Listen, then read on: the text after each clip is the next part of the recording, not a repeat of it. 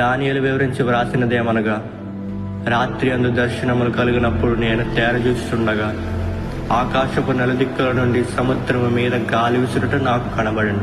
అప్పుడు 4 మిక్కిలి గొప్ప జంతువులు మహాసముద్రంలో నుండి పైకెక్కెను.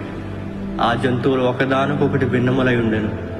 మొదటిది సింహమును పోలినది గాని దానికి పక్షిరాజు రెక్కల వంటి రెక్కలుండెను.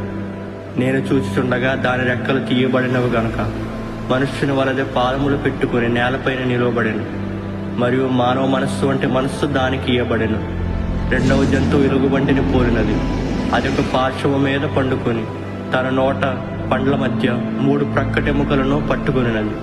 అటు పిమ్మట చిరుతపులను పోలిన మరొక జంతువును చూచితిని. దాని వీపున పక్షి రెక్కల వంటి 4 రెక్కలుండెను. దానికి 4 తలలుండెను. దానికి ఆధిపత్యం ఇవ్వబడెను. పిమ్మట రాత్రి అందు నాకు దర్శనములు కలిగినప్పుడు నేను చూస్తుండగా